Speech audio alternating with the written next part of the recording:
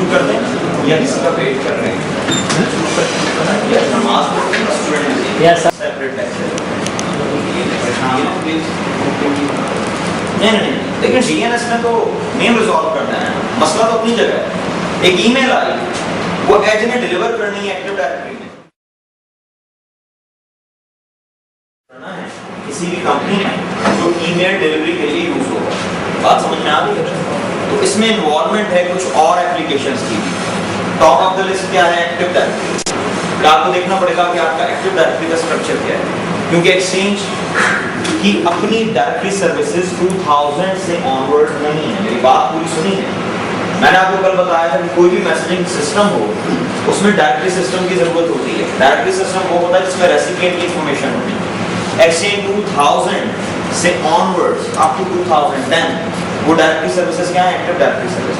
और एक्सचेंज 2000 से पहले यानी एक्सचेंज 5.5 में उसकी अपनी डायरेक्टरी सर्विस होती है। ठीक है, एक्सचेंज 5.5 जो आप इंस्टॉल करते हैं तो उसकी अपनी डायरेक्टरी सर्विसेज इंस्टॉल होती है। लेकिन 2000 से ऑनवर्ड्स वो डायरेक्टरी सर्विसेज कौन सी है? Active directory. इसीलिए ये जरूरी है कि एक्सचेंज अगर आप इंस्टॉल कर रहे हैं तो आपका एनवायरनमेंट डोमेन बेस्ड हो। वर्क ग्रुप में आप एक्सचेंज इंस्टॉल नहीं कर सकते। अब आपके ज़हन में अगर क्वेश्चन आता है कि सर आपने अभी बताया था कि एज जो है वो वर्क ग्रुप में इंस्टॉल होता है, डोमेन से बाहर होता है, तो मेरा सवाल ये है कि क्या एज अकेला मैसेजिंग सॉल्यूशन डिलीवर कर सकता है? इज इट पॉसिबल कि आपके पास just Exchange edge transport server है और आप कंप्लीट मैसेजिंग सॉल्यूशन बना रहे हैं? तो पॉसिबल ही नहीं। मैंने कल आपको बताया था कि 3 रोल्स मस्ट है। उन 3 रोल्स के बगैर आपका मैसेजिंग सॉल्यूशन नहीं बन सकता। वो रोल्स कौन कौन से थे? क्लाइंट एक्सेस और ट्रांसपोर्ट सर्वर। तो एज और यूनिफाइड मैसेजिंग ये तो कंडीशनल है, स्पेशल केसेस में यूज होंगे। ठीक है, एज सिक्योरिटी को एनहांस कर रहा है, यूनिफाइड मैसेजिंग क्या दे रहा है? Voice over IP connectivity. ठीक है, टेलीफोन में मेल डिलीवर हो सकेगी बात। ठीक है, तो अगर आप बात करते हैं कि एज हमने लगा लिया तो ऐसे तो कंप्लीट सॉल्यूशन बनाएंगे। इसलिए ध्यान में रखिएगा कि अगर आप एक्सचेंज इंस्टॉलेशन की तरफ जा रहे हैं, एक्सचेंज एनवायरनमेंट में इंडक्ट कर रहे हैं, first of all make sure कि आपके पास डोमेन बेस्ड एनवायरनमेंट है। और वैसे भी एक्सचेंज एक बड़ी चीज़ है जो छोटे एनवायरनमेंट के लिए नहीं बनाएंगे। अगर आपकी कंपनी का साइज बहुत छोटा है, अगर आपकी कंपनी के जो प्रोसेस हैं उनकी बहुत ज़्यादा डिपेंडेंसी मेरे एनवायरनमेंट पे नहीं है, तो मेरी रिकमेंडेशन है कि डोंट गो फॉर एक्सचेंज ना इम्प्लीमेंट करें। बात समझ में आ रही है? एक्सचेंज इम्प्लीमेंट उस वक्त करें जब वाकई कंपनी की प्रोडक्शन रिक्वायर कर रही है एक्सचेंज, क्योंकि एक बहुत बड़ी इन्वेस्टमेंट होगी कंपनी की। ठीक है, एक्सचेंज का सॉफ्टवेयर लाइसेंस होगा, मैच्योर सर्वर बेस्ड कंप्यूटर हमें चाहिए होगा। ठीक है, रिडंडेंट इंटरनेट कनेक्शन चाहिए होगा। ठीक है, पावर सप्लाई के लिए यूपीएस चाहिए होगा। ठीक है, कंटिन्यूस पावर सप्लाई। तो ये सारी रिक्वायरमेंट पूरी करने के बाद प्रोडक्ट आप जो दे रहे हैं अगर कंपनी के लिए वो रिक्वायर्ड नहीं है, ऑप्शनल है, फिर आपने कंपनी की इन्वेस्टमेंट आएगा। ठीक है, first of all make sure कि you really need Exchange, company को एक्सचेंज की जरूरत है। ठीक है, बात क्लियर होती है? अगर कंपनी का स्टाफ है वो ईमेल प्रोसीजर से ज़्यादा फेमिलियर नहीं है या ईमेल्स को इजी लिया जाता है, आप किसी को ईमेल कर भी दें तो बार बार कॉल करके याद दिलाना पड़ता है, क्योंकि वो ईमेल जो है वो काम के बाद चेक होती है। तो इसका मतलब आपको एक्सचेंज की जरूरत नहीं है। ठीक है, एक्सचेंज का आपको किसी भी किस्म के मेल सर्वर की जरूरत नहीं है। ओके जी, हमारे पास इसमें 2 सिस्टम्स हैं। एक पे एक्सचेंज इंस्टॉल है, ठीक है, और एक पे एक्सचेंज हमने इंस्टॉलेशन खुद करनी है, उसे इनिशियलाइज करेंगे। कुछ बेसिक बातें मैं आपको भी बता रहा हूँ और कुछ बातें as a time goes on आप ही जाके बीच में ऐड करता जाऊँगा। सबसे पहली बात ये याद रखें कि एक्सचेंज मैंने कल आपको बताया था सिर्फ 64 बिट में अवेलेबल है। एक्सचेंज 2010 का 32 बिट वर्जन माइक्रोसॉफ्ट ने बनाया है। ठीक है, तो टाइम ज़ाया करने की जरूरत नहीं कि आप एक्सचेंज का 32 बिट वर्जन सर्च आउट कर रहे हो। एक्सचेंज सिर्फ 64 बिट में अवेलेबल है। ठीक है, तो अब आप इसकी इंस्टॉलेशन किस पे कर सकते हैं? आप इसकी इंस्टॉलेशन कर सकते हैं Windows 2008 family of operating system.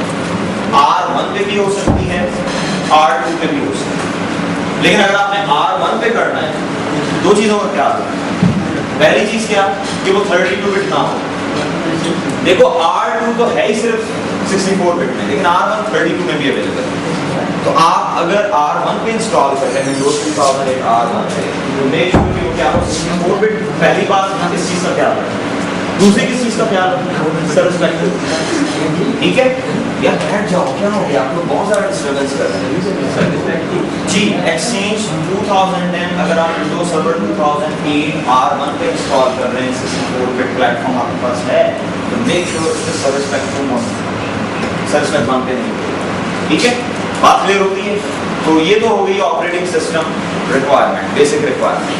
ठीक है, जो अगर आपके पास नहीं है तो एक्सचेंज की इंस्टॉलेशन में फिर आप टाइम अपना ज़ाया करेंगे।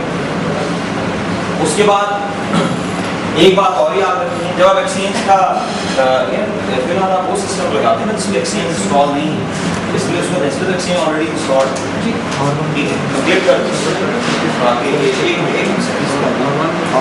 क्लिक कर जी, अब चेंज कर दें दूसरा सिस्टम लगा, वो एग्जीक्यूट हो जाएगा।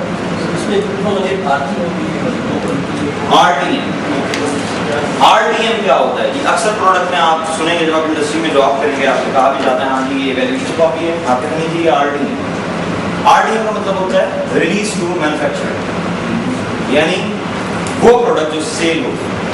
समझ में आ रही है? Simple words, RTM means final product जो सेल आउट होगी, no evaluation copy, no limited version.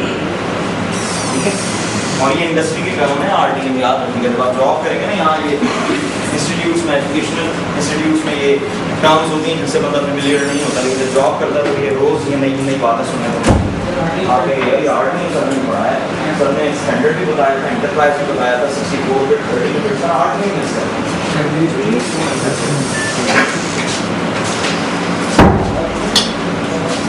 RTM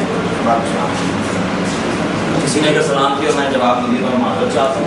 वालेकुम अस्सलाम, सबकी तरफ से होगा जी।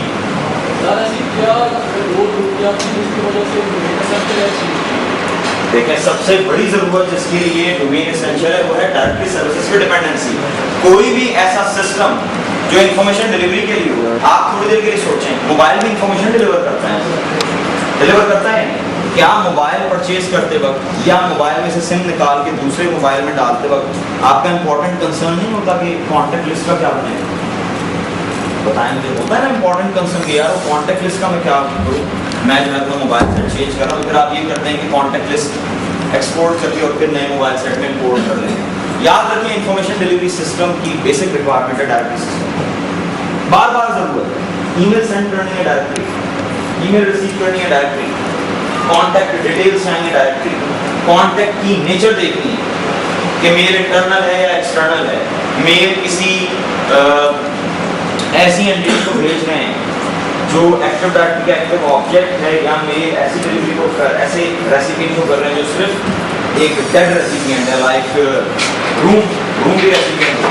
तो ये सारी इंफॉर्मेशन कहाँ होगी? डायरेक्टरी में होगी। तो डायरेक्टरी की कांस्टेंट नहीं है, एक्सचेंज की कांस्टेंट नहीं है डायरेक्टरी। अगर आपके पास डायरेक्टरी सर्विसेज नहीं है तो एक्सचेंज का कंप्लीट सॉल्यूशन बिल्ड नहीं हो सकता, ये बात याद।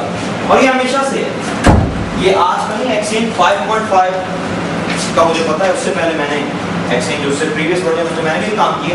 एक्सचेंज 5.5 से 5.5 में एक्टिव डायरेक्टरी नहीं थी। 5.5 विंडोज एनटी में इंस्टॉल था, विंडोज एनटी में एक्टिव डायरेक्टरी नहीं होती। विंडोज एनटी में डोमेन बनाने का कुछ और तरीका होता है, लेकिन 5.5 में क्या रिक्वायर करता था? Directory services. इसलिए एक्सचेंज 5.5 में क्या होता था, जिस तरह एक्सचेंज की अब सर्विसेज होती हैं, SMTP, ठीक है, mail routing service, indexing service, ये सारी सर्विसेज होती है ना, सेम वे एक सर्विस और होती थी 5.5 और उससे प्रीवियस वर्जन में, उस सर्विस का नाम क्या था? Directory service. ठीक है, तो अब क्योंकि विंडोज 2000 से ऑनवर्ड्स आपके पास एक्टिव डायरेक्टरी अवेलेबल है, तो बजाय इसके कि एक और डायरेक्टरी एक्सचेंज के साथ इंस्टॉल होती, अच्छी प्रैक्टिस यही है कि आपकी जो एक्टिव डायरेक्टरी है उसी पे एक्सचेंज रिलाई करना चाहिए, उसी को यूज करना, इंटीग्रेट होते चले। ठीक है, हाँ एक चेंज जरूर आया एक्सचेंज 2007 से ऑनवर्ड्स, कि पहले ये होता था कि मेल बॉक्स क्रिएट करने के लिए आप जाते थे active directory users and computers में, वहां से जाके आप रेसिपिएंट क्रिएट करते। लेकिन अब क्या होगा, एक्सचेंज की तमाम टास्क एक्सचेंज के का ही जो स्नैपिंग है एक्सचेंज सिस्टम मैनेजर उससे परफॉर्म होंगी। आपको एक्टिव डायरेक्टरी में जाने की जरूरत नहीं, आपको किसी भी किस्म का रेसिपिएंट बनाना है वो आप एक्सचेंज सर्वर से बनाएं। ठीक है जी, यहाँ पर बात क्लियर है। अब जनाब ये मशीन है, हम सबसे पहले चेक कर लेते हैं और कुछ बातें जो है वो इंटरनेट की रेफरेंस से भी मैंने आपको बतानी है, काम करें, ये जरा अटैच